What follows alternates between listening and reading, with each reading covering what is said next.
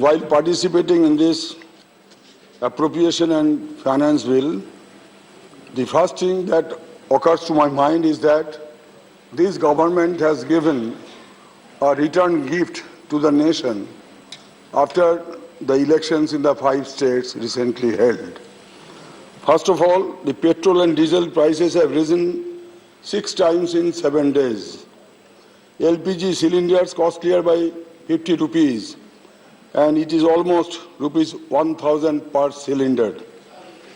Prices of kerosene oil have doubled. Edible oil prices are up by 25 to 40%. 11% hike in prices of essential medicines, and it will be further rise in the coming months, according to reports. So rise in prices of cereal, fruits, vegetables is driving up the food inflation. Petrol prices for bulk users has been increased by rupees 25 per litre, and jet fuel prices have also increased by 18%.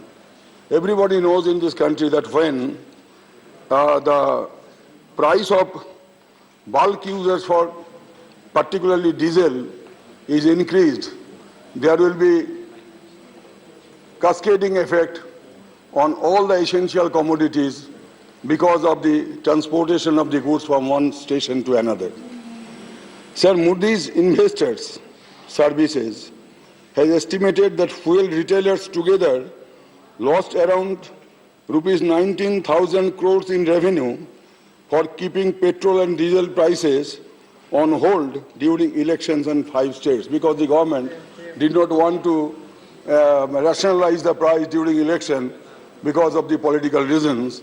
And after 5-6 months, it has been doubled, tripled, and going up every day. So my submission to the government would be that it needs to be ensured that these losses are not entirely transferred to the common people. So far the finance bill is concerned, it was passed in Lok Sabha after accepting 39 amendments to the bill that was tabled. Why was there so many amendments? Was it because of poor drafting? Was it because of careless proofreading? Or failure to complete stakeholder consultations and feedback gathering ahead of introducing bills in Parliament?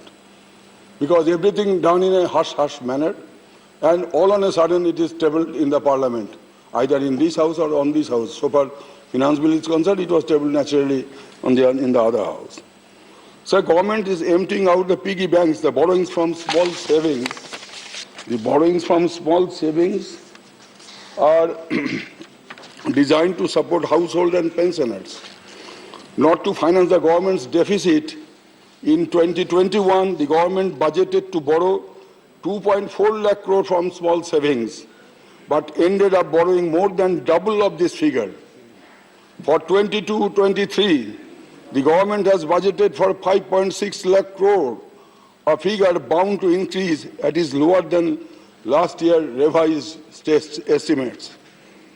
Sir, poor allocation for marginalized groups. This year's budget has allocated rupees 70 crore for the rehabilitation of those involved in the manual scavenging under the self-employment scheme for rehabilitation of manual scavengers. This is 30% less than the last year's allocation of rupees 100 crores. Shockingly, even this 100 crore was revised down to rupees 43.31 crores. Why is not the government able to utilize the allocations made towards manual scavenging? Is there no seriousness in ensuring that people are not forced to risk their lives and dignity like this? Instead, the government tells us in this House that no workers have died due to manual scavenging. It's a shame on the part of the governmental authorities. Sir, the central government has Shreyas, an umbrella program comprising 4 highly important higher education programs, namely National Fellowship for SC, National Overseas Scholarships for SCs, top-class education for SC students, and free coaching for SC and OBC students. But this House will be shocked to know it saw a combined allocation of only rupees 364 crore. Sir, so far the women and children are concerned, the general budget has decreased from 0.71% of the GDP of the revised estimates for 21-22 to 0.66 in the estimates of 22-23, according to an analysis of the All India Democratic Women's Association. I don't know how it is true, but government will be in a position to tell this House that what is the truth all about. Sir, at rupees 92,736 crore, the children budget has also dropped from 2.46% of the expenditure this fiscal to 2.35% in the next fiscal. Between April to December 21, only 48% of the approved budgets for midday meals had been released. For ICDS, it was 52%. The allocations for midday meals are 11% lower than the budget estimates for the previous year. Sir, so far the education is concerned, the budget allocation made last year for education saw a 6% decrease from the budget allocation made in 2021. This year, the allocation saw an increase of 12% as compared to last year, but only a 5% increase over the allocation of 2021. The entire allocation on education for the previous year has not been used, in spite of the economic survey finding an increase in the number of children not enrolled in schools after the pandemic. So ironically, the total expenditure in education is less than 1% of the GDP, whereas the cash-strapped states, they are contributing 3 to 4 times than the center. So the states are more effective than the central government in providing funds for expenditure in the education heads, on the education heads. Sir, my next point would be, the government has claimed the the government has made tall claims about resource mobilization. But according to me, the main target of this government for resource mobilization is only to sell out the public properties, lock, stock and barrel. Sir, and they have not spared any sector, any of the public sectors like airport, port, rail, bank, insurance, and even mini Ratna companies of the public sector. Sir, I am coming to one or two provisions of the Constitution. Sir, Article 36 of the Constitution, which deals with the directive principles of state policy. This should be a Gita or a Quran or a Bible for any government in running the government, for the governance of the country. Sir, ये संविधान का बात है भाई, समझिए पहले फिर बोलिए, बंगाल भी बोलिए, गुजरात भी बोलिए. Sir, my next point I am submitting to you.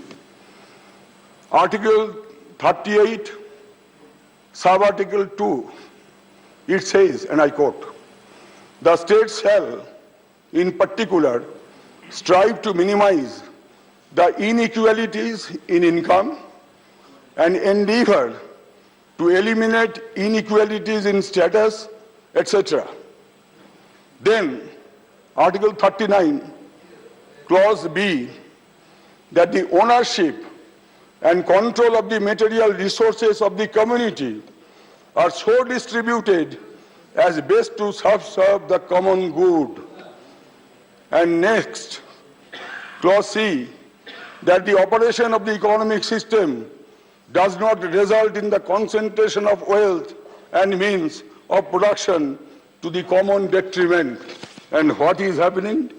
When the Modi government came to power or the BJP government came to power, rather, I stand myself corrected. When the BJP government came to power in 2014, there were 103 billionaires. And they had 22 lakh crores of wealth at that point of time. And in 2021, that is last year assessment, 142 millionaires. They rose from 103 to 142. And these 142 billionaires are having 53 lakh crores wealth. And what is our budget, total budget coverage? Only 35 lakh crores.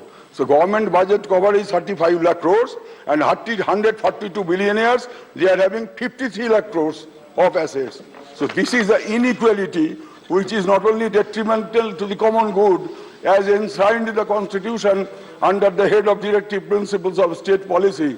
Therefore, I urge upon the government to follow the constitutional provisions in letter and spirit rather than to sell out everything to the big corporates, the crony capitalists.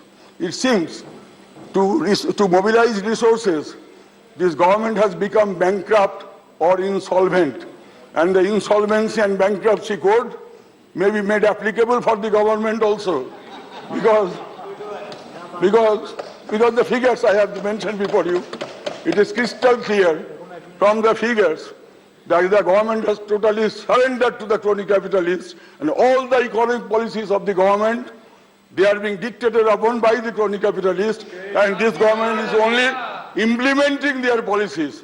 So this is an agency. This government has become an agency of the crony capitalists. So this is my submission, sir. Thank you very much. Thank you.